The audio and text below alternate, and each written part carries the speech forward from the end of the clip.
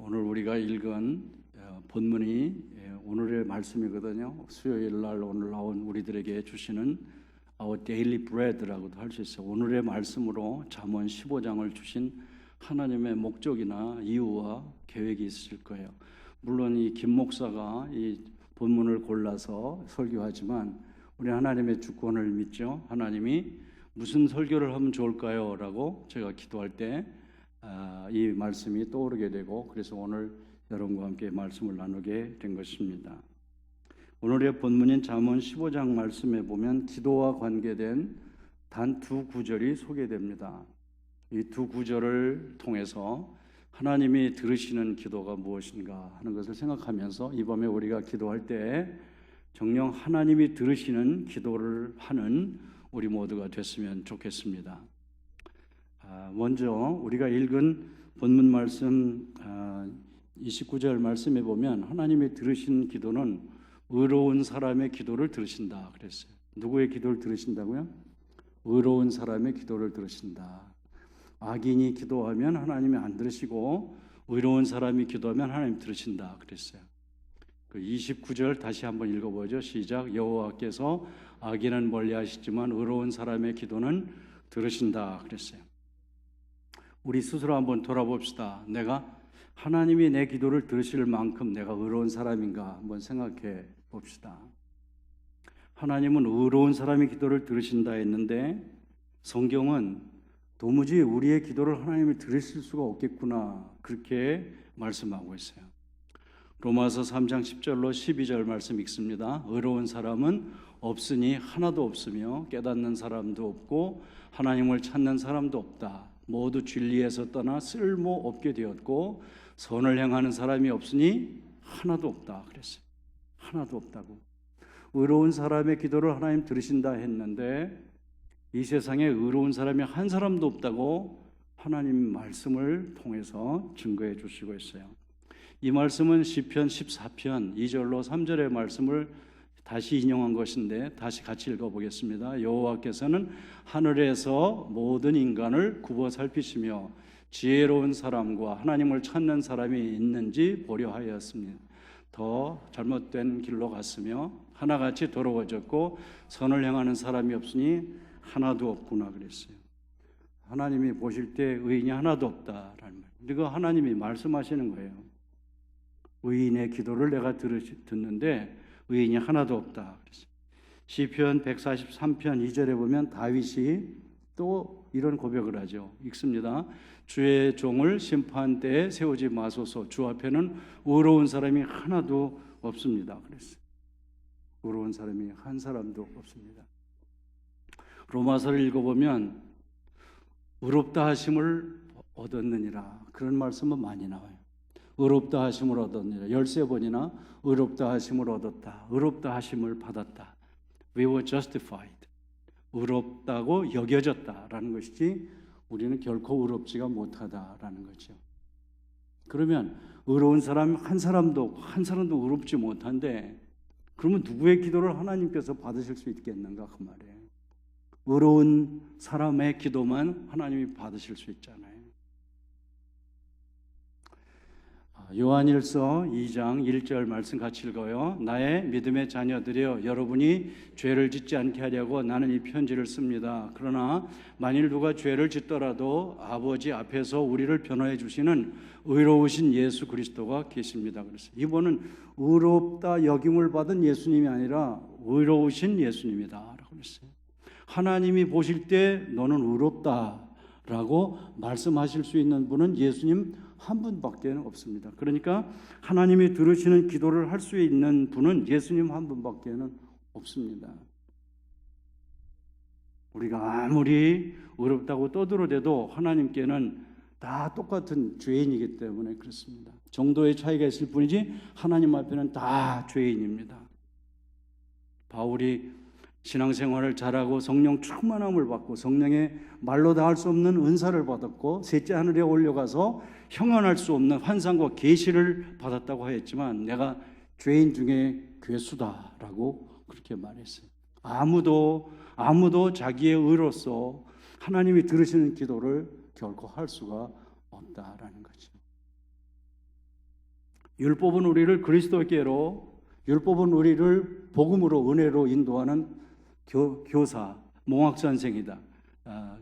가정교사와 같다라고 그러죠. 구약 성경은 예수 그리스도로 통해서만 우리가 하나님 앞에 설 수 있게 된다는 것을 가르치는 그림자와 같다는 거죠. 오늘 잠언 15장 29절에서 하나님이 악인은 싫어하시고 또 의로운 사람의 기도를 들으신다라고 하는 이 말씀은 우리 스스로는 하나님 앞에 기도할 수가 없는 존재라는 것을 철저하게 깨닫고 예수님만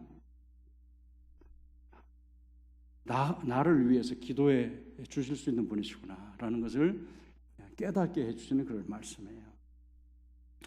오늘 잠언 이 15장에서 두 번째 보면요, 하나님이 또 누구의 기도를 들으시나 했냐면 정직한 사람의 기도를 들으신다 그랬어요.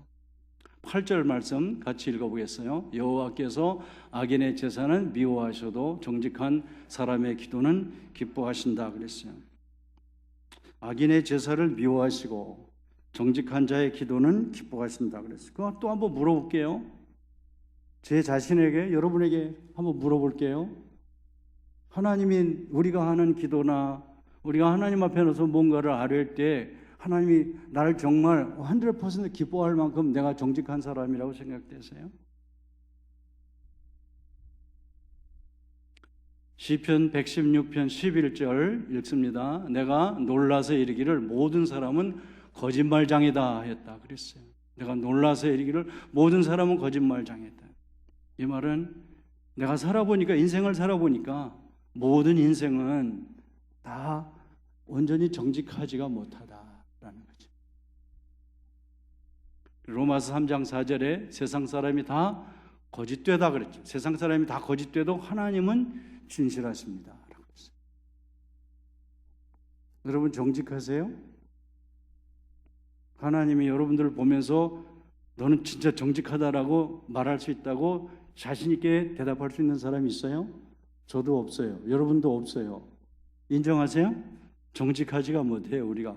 그런데 하나님이 정직하지 않으면 하나님이 기도를 안 들으신다, 기뻐하지 않으신다라고 하니까 우리가 아무리 기도해도, 내 자력으로는 아무리 기도해도 하나님이 내 기도를 들어주실 수가 없게 되는 것이라. 시편 51편 5절 말씀 같이 읽어봐요. 나는 태어날 때부터 죄인이었으며 우리 어머니가 나를 뵌 순간부터 죄성을 지니고 있었습니다 그랬어요. 내가 죄악 중에 출생하였으며 내 모친이 나를 죄악 중에 잉태하였나이다 라고 이렇게 말하고 있어요. 이건 다윗이 바세바를 범하고 회개할 때 하는 것이에요.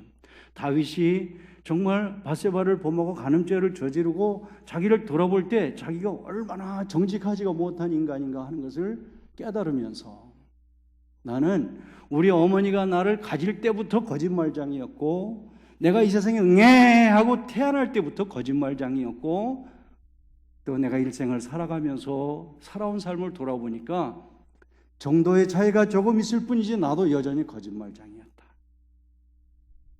예레미야 17장 9절 같이 읽어봐요. 그 무엇보다도 거짓되고 부패한 것은 사람의 마음이다. 누가 그런 마음을 알 수 있겠는가 그랬어요. 그 무엇보다도 거짓되고 부패한 것은 사람의 마음이다. 그 무엇보다도 거짓되고 부패한 것은 여러분의 마음이에요. 나의 마음이에요. 여러분의 이름을 한번 넣어보세요. 그 무엇보다도 거짓되고 부패한 것은 아무개의 마음이구나. 그 무엇보다도 거짓되고 부패한 것은 저 사람의 마음이구나. 그가 아니라 그 무엇보다도 거짓되고 부패한 것은 내 마음이구나. 내 마음이구나.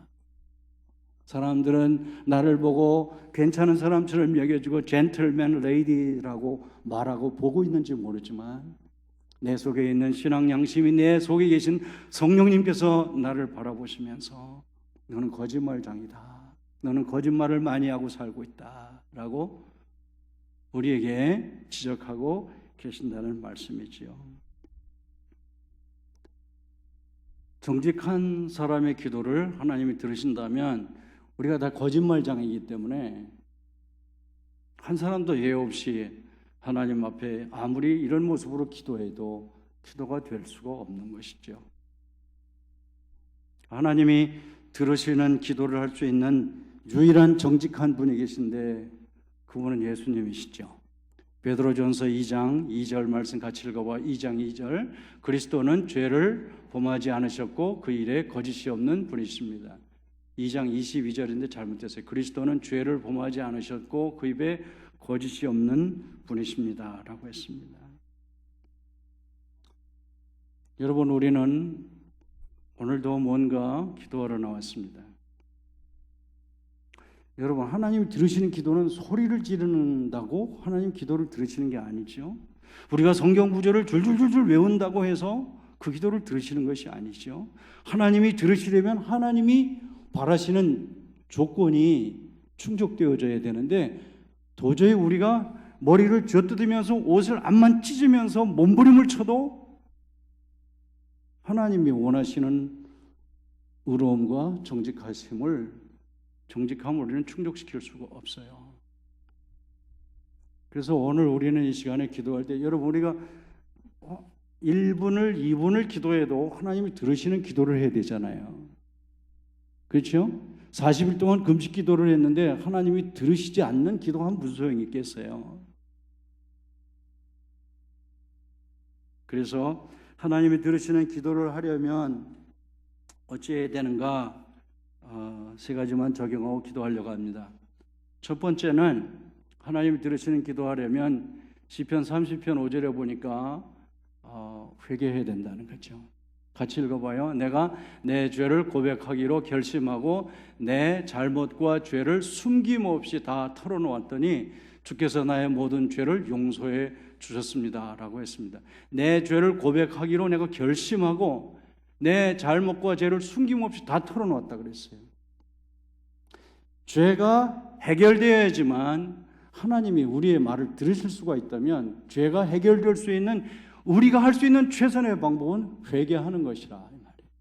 여기 보면 결심하고 숨김없이 다 털어놓았다 그랬어요.